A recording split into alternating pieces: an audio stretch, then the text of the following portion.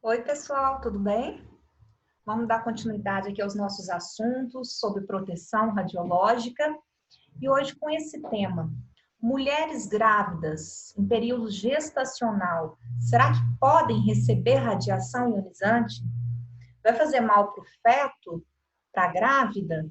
É tudo isso que nós vamos discutir na aula de hoje. E a resposta inicial é que sim, elas podem fazer. Só que existem alguns cuidados a mais especial quanto ao tempo de duração dessa exposição, a dose recebida, e lembrando que de um dos princípios da radioproteção, que essa necessidade, os benefícios dessa radiação de uma mulher grávida para receber, tem que ser maiores que os malefícios, ou seja, o médico responsável por acompanhar essa gravidez, ele tem que ser muito responsável e ter uma justificativa muito plausível, muito forte para expor determinada paciente a esse tipo de radiação. Lembrando que as pessoas, elas têm sensibilidades diferentes. Às vezes, pessoas que receberam a mesma dose de radiação vai ter comportamentos, sintomas, respostas diferentes a essa radiação. Por quê? Isso varia de acordo com a idade, com o sexo e com o estado físico do paciente.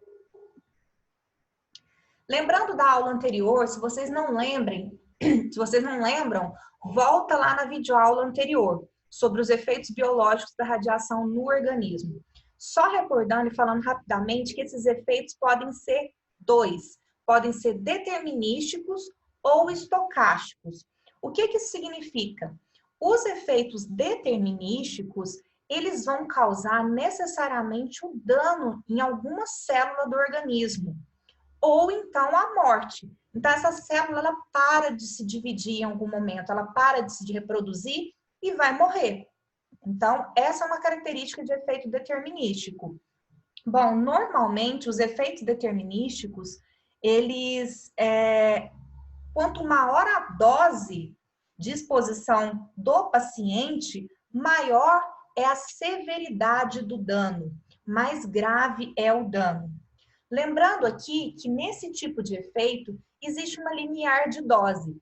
O que isso significa? Que a partir do momento que essa dose, né, recebida pela pessoa ultrapassa um limiar, como se fosse um limite, as células que ultrapassam esse limite que a célula suporta, as alterações biológicas já começam a acontecer. E essa célula ou vai morrer ou vai ter algum dano muito grave. Exemplo aqui de doenças causadas por esse tipo de efeito determinístico: morte dentro do útero, uterina, má formação, atraso mental, microcefalia, tá ok? E o outro tipo de efeito, ele pode ser o efeito estocástico. O efeito estocástico, ele vai envolver modificação da célula, porém não é letal. Essa célula, ela vai ter uma modificação, vai ter uma alteração, só que ela vai continuar se reproduzindo de alguma forma. Vai ter uma alteração lá na molécula de DNA, lá na cadeia, tá? Vai ter alguma ruptura, alguma alteração, como nós vimos na aula passada, lembra o exemplo da água oxigenada, que reage lá no nosso organismo, podendo causar alterações nessa molécula de DNA? Volta lá para relembrar. Bom, uma grande diferença do efeito estocástico é que não existe limiar de dose. O que isso significa? Que o dano pode ser causado por uma dose mínima de radiação. Tá ok? Então, isso é muito importante. Exemplos de onde pode acontecer esses efeitos estocásticos? Principalmente em células de gametas, por exemplo, as células reprodutivas. Então, os efeitos são hereditários. O que é isso? Vai passar da célula mãe para a célula filha. Isso vai passando de gerações. Exemplo, leucemia, alguns tipos de tumores e degenerações genéticas. A outra coisa muito importante, a probabilidade de ocorrência desses efeitos estocásticos aumenta com a dose absorvida. O que que isso significa? Que à medida que eu aumento a dose nessa pessoa, nesse paciente, a chance de acontecer, as possibilidades de acontecerem efeitos, mutações e alterações das células aumentam na mesma proporção. Tá ok? Bom, o nosso organismo ele é muito inteligente. A gente tem uma engrenagem aqui desses órgãos, desses sistemas funcionando em muita sincronia, em muito sinergismo. Só que o que que acontece? Então, quando a gente recebe certa dose X de radiação, o nosso organismo ele consegue, essas células conseguem se reparar e de alguma forma se recuperar dessa radiação, não causando nenhum dano.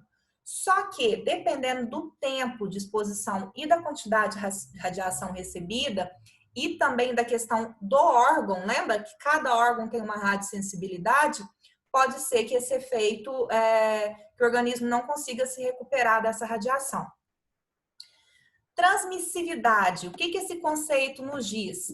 Propriedade que não se aplica aos sistemas biológicos, pois os danos biológicos não se transmitem. Exemplo, alguma queimadura na pele devido à radiação ionizante, cancro na pele, são tipos de efeitos que eu não vou transmitir, por exemplo, para os meus descendentes. Lembrando que os efeitos que são transmissíveis são aqueles que ocorrem aonde? Até coloquei uma imagem aqui embaixo, ó. Nas células sexuais, nos gametas. Esses sim, as células mães vão transmitir para as células filhas. São os efeitos hereditários. Olha só que interessante.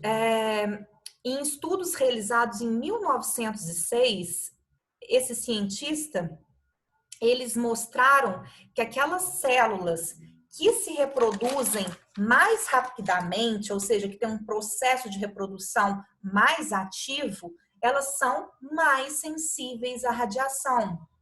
Ou seja, a probabilidade de acontecer danos nesse tipo de célula são maiores. Então, células menos especializadas e diferencializadas, elas são mais radiosensíveis, enquanto células diferenciadas são geralmente mais radioresistentes. O que é uma célula diferenciada? Uma célula diferenciada, por exemplo, é o nosso tecido ósseo, o tecido muscular, e células menos especializadas, por exemplo, as células sexuais, as células relacionadas à reprodução. Então, esse tipo de célula menos especializada, elas vão ser mais radiosensíveis, ou seja, uma quantidade de radiação, às vezes pequena, pode causar uma alteração muito grande nessas células.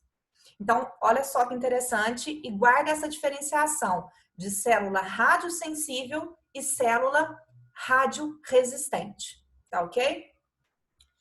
Por essa razão, gente, que tem que tomar cuidado em casos de embrião e feto, porque esses tipos, né, um embrião e um feto, eles são constituídos por células que se dividem muito e de forma rápida. Então, são exemplos de células menos especializadas, menos diferenciadas, e, portanto, elas são mais sensíveis à radiação, sendo denominadas de radiosensíveis. Tá, mas suponhamos que eu esteja grávida, né? A mulher esteja grávida e precise fazer algum exame e esteja exposta à radiação. Ok, como proceder para ter esse cuidado tanto com a mãe quanto com o feto? Os efeitos da exposição no pré-natal dependem muito do período de gestação que essa mulher se encontra e também da dose recebida. Vocês vão ver que tem alguns períodos, principalmente o início da gestação, que é mais crítico, justamente que está formando ali aquele embrião, aquele feto, e as células são mais radiosensíveis, portanto, o perigo é maior. Então, olha só, se essa gravidez tiver aí nas primeiras 3 semanas, o efeito que a gente tem que tomar mais cuidado e observar é justamente a falha. O embrião, ele não fixa ali no útero, que é um processo que a gente chama de nidação. É quando esse embrião ele vai grudar, ficar coladinho ali na parede do útero para que ele possa se desenvolver.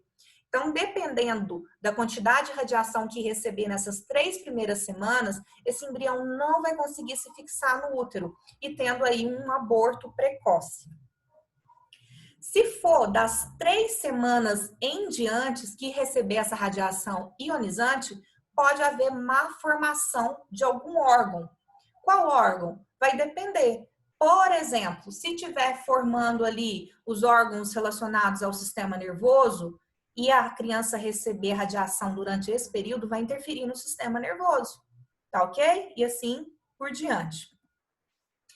Olha só, aqui está mostrando nessa imagem, da esquerda para a direita, que à medida que vai se desenvolvendo essa questão, o período gestacional do bebê, vai diminuindo o risco. Então, realmente, a gente pode concluir que esses riscos são maiores no início da gravidez, entre a 3ª e 8ª semana, mais ou menos, da gestação.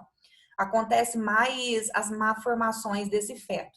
Entre a 9ª e a 15ª semana, pode, se dependendo da dose, acontecer um retardo mental, um atraso mental dessa criança após nascer devido à radiação ionizante. Esses riscos vão diminuindo ao longo da gestação, principalmente depois do 3º trimestre.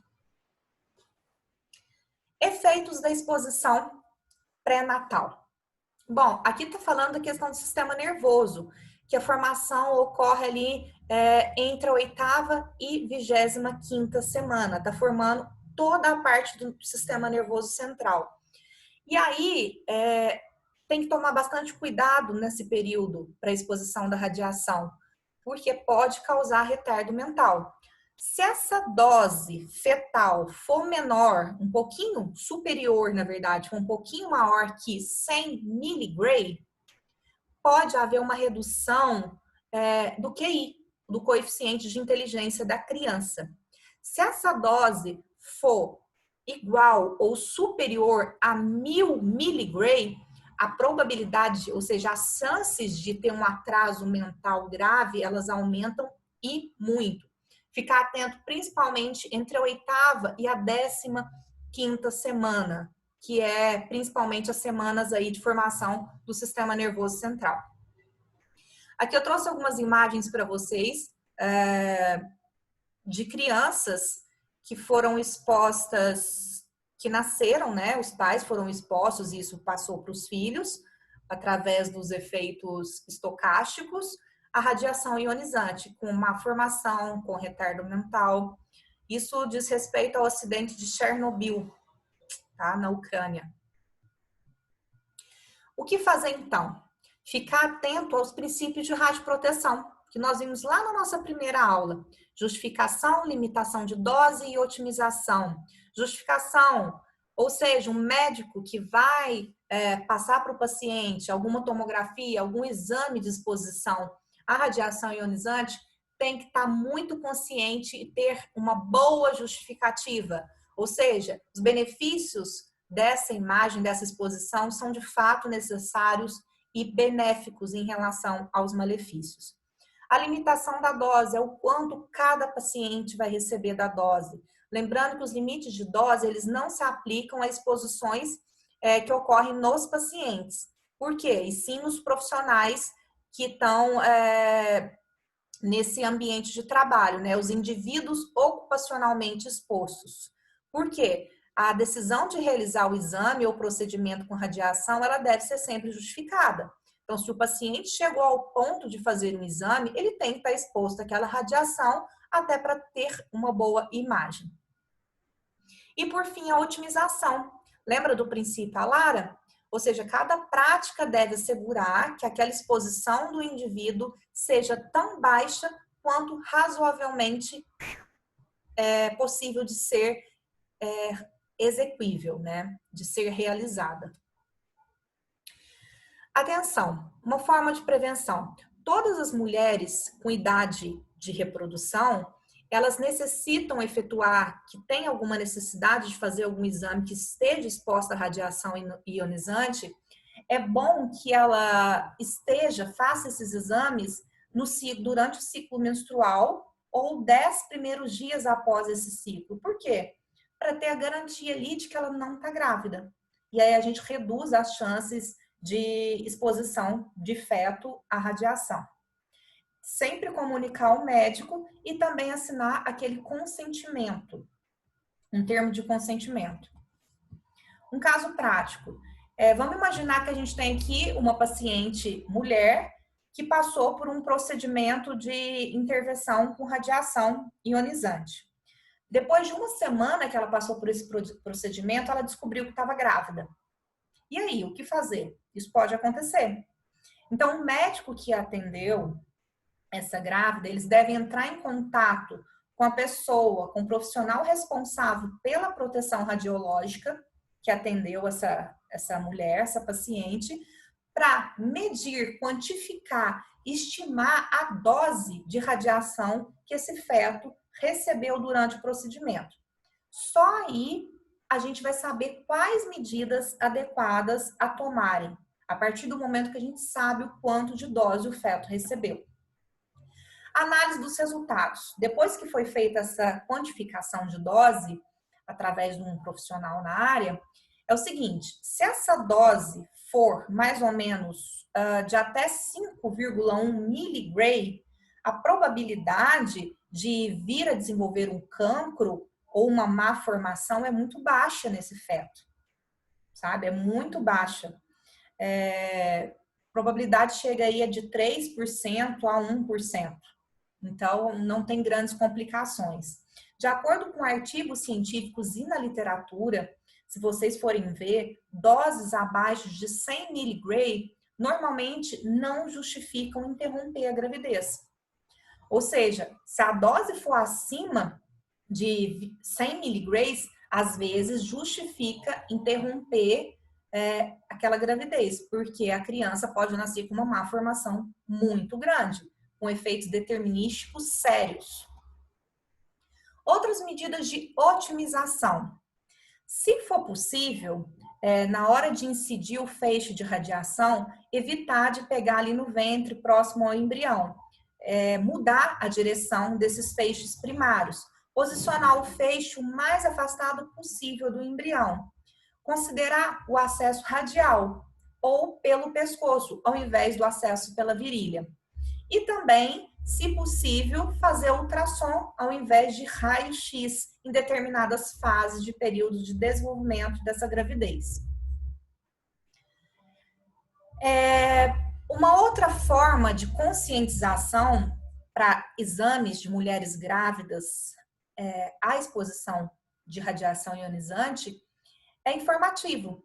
Colocar cartazes nas salas de espera, chamando atenção para a realização dos perigos que tem desses exames em mulheres grávidas ou potencialmente grávidas. E também entregar um termo de consentimento na primeira consulta. Então, vai criar dessa forma um tempo útil, hábil, para acontecer análises e decidir se aquele exame realmente é justificável, se vale a pena ela realizar esse exame durante a gravidez. Então, olha só, uma outra dica bem legal e eficaz, também de conscientização, nas salas de espera, colocar cartazes informativos, atenção para as mulheres. Se estiver grávida ou se tem dúvidas se pode estar grávida, por favor, avise o seu médico, porque ele sim vai saber as medidas, ele é o profissional responsável que está te acompanhando, então ele vai saber as medidas protetivas e preventivas para evitar possíveis danos ao feto e embrião e para que possa ser levado, então, uma gravidez sem riscos da melhor maneira possível. Então, olha só, é possível sim a mulher grávida receber, passar por exames que tenha essa emissão de radiação. Só que repare que existe todo um cuidado por trás disso. Por isso é importante essa conscientização por parte também da paciente, para que seja tudo feito com muita segurança, tanto para a mãe quanto para o bebê. Pessoal, essa foi a nossa aula de hoje. Qualquer dúvida, estou à disposição, tá ok? Um abraço e bons estudos!